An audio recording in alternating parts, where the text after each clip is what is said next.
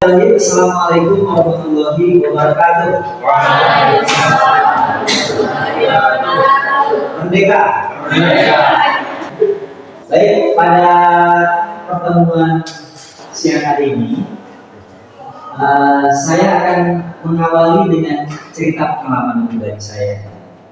Jadi saya kebetulan memiliki mobil yang cara memperolehnya dengan kredit, maka bunyi klaksonnya dit. Nah, barang tentu ketika cara pemilikannya dengan kredit harus ada apa?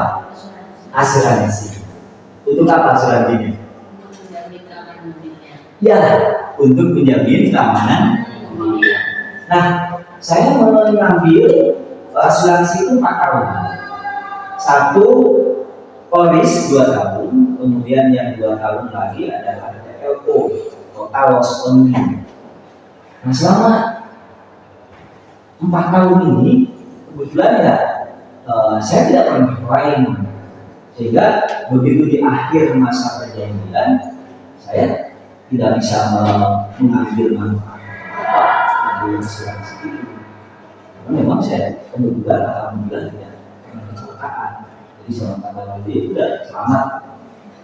Sehingga duit saya yang 18 juta itu tidak pernah saya masukkan. Rugi nggak kira-kira? Nah, mendapat siapa yang memberikan pendapat? Kira-kira kasus itu di mana nih? Ada nggak? Nah, silakan. Gimana ya? Silakan. Menurut saya itu rugi sih, soalnya kan kita nggak pernah celaka, gitu kan? Nah terus ya disuruh bayar 18 juta ya, itu menurut saya sayang sih, mendingan beli motor. Iya. Jadi itu rugi gitu ya? Iya. Berarti kalau gitu curang dong. Iya, tanpa memberi apa-apa, dia menerima begitu saja ya. Iya. Ada yang pendapat yang lain? Coba, Amir, berat Amir gimana nih? Rugi nggak kira-kira? Ya, menurut saya nggak rugi lah, kenapa harus rugi? Kenapa kan? Yang namanya asuransi itu merupakan jaminan ya. Jadi kita itu memiliki kepercayaan kepada asuransi bahwa apabila kita mengalami hal yang tidak diinginkan seperti kecelakaan, itu ada jaminan bahwa hal itu bakal diganti oleh asuransi. Contohnya kayak kecelakaan, mobil kita rusak atau berakhir, itu maka itu ada jaminannya. Tapi kalau nggak pakai sampai akhirnya misalkan 4 tahun, berarti itu tetap aja kita tetap memiliki kepercayaan bahwa dalam jangka waktu itu kita harus ada jaminan dari asuransi. Dan walaupun itu nggak pakai, itu bisa membantu operasional dari asuransi tersebut apabila ada saudara kita yang lain yang membutuhkannya. Oke, tangan untuk Amir. Ya, berarti di sini kan ada dua pandangan. Tadi Prima melihat bahwa ini adalah sebuah kerugian. Jadi ada ketidakadilan ya, di mana seorang nasabah membayar sejumlah 18 juta, tapi nggak mendapatkan manfaat apa-apa, karena memang tidak ada kecelakaan. Tapi Amir melihat di sisi lain mendapatkan apa-apa dari aspek jaminannya, sehingga terjadi ketenangan lah. Saya selaku orang yang memiliki mobil ya. Nah, inilah yang terjadi konvensional. Ya, lalu tentu ketika bicara mengenai ekonomi syariah, jangan sampai dong terjadi sebagaimana apa yang disampaikan oleh Prima. Perlu ada keseimbangan antara si nasabah dengan perusahaan asuransi. Jangan sampai ada nasabah yang malah rugi ketika tidak dimanfaatkan. Maka disinilah ambil asuransi syariah sebagai solusi. Bagaimana agar apa yang dikhawatirkan tadi oleh itu tidak. Maka dalam konsep ekonomi syariah, nasabah itu ketika dia menjadi atau membayar premi kepada asuransi, jadi memang asuransi syariah membagi dua. Premi itu dibagi dua. Ada yang peruntukannya adalah untuk tabungan, yang kedua adalah ada peruntukannya untuk tabar, untuk membayar premi tadi.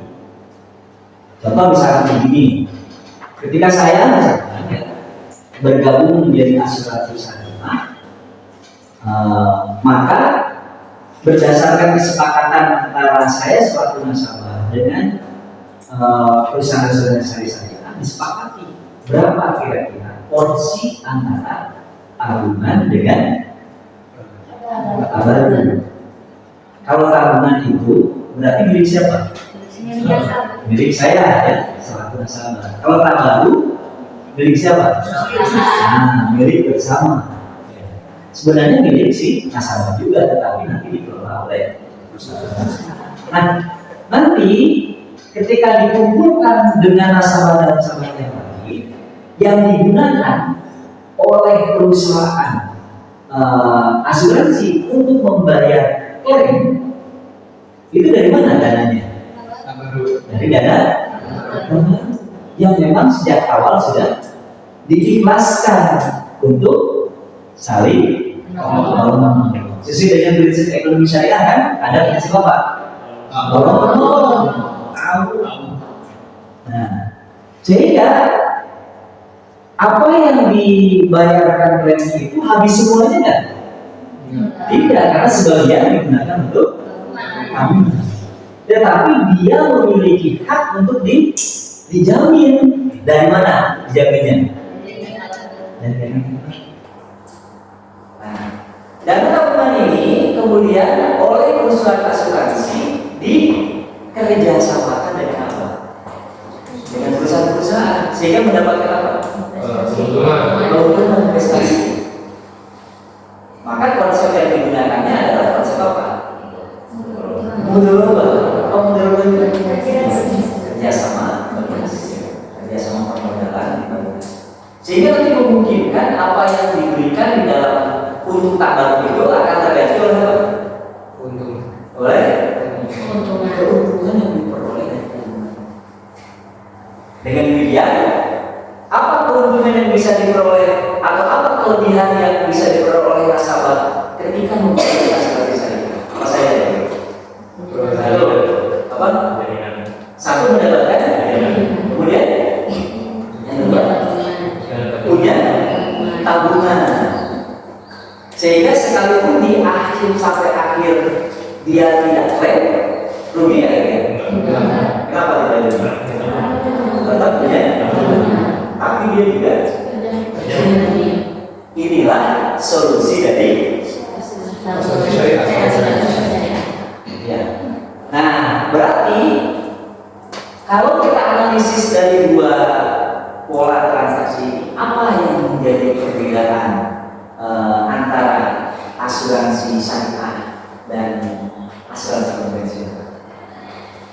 Coba satu apa? Dari aspek apa? Dari aspek apa? Gimana sih? Ada di aspek apa? Kalau konvensional itu jual beli. Jual beli risiko ya. Ya. Nah, ya. Terus kalau syariah itu menggunakan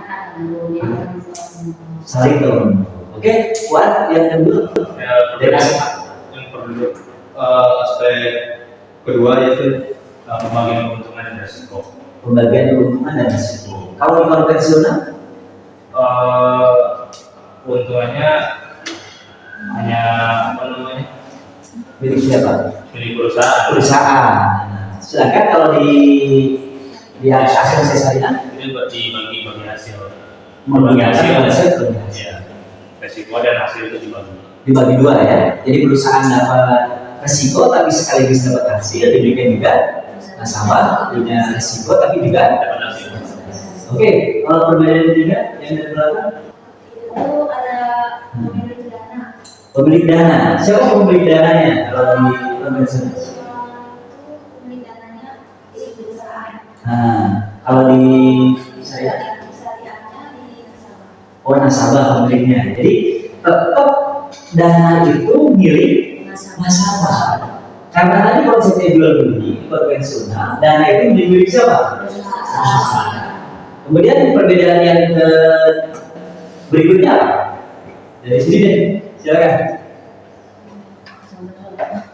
Asal-asal boleh. Dari klaim mana? Dari klaim. Ya, kalau di konvensional itu bersumber dari semua premium. Premiumnya itu masuk ke itu.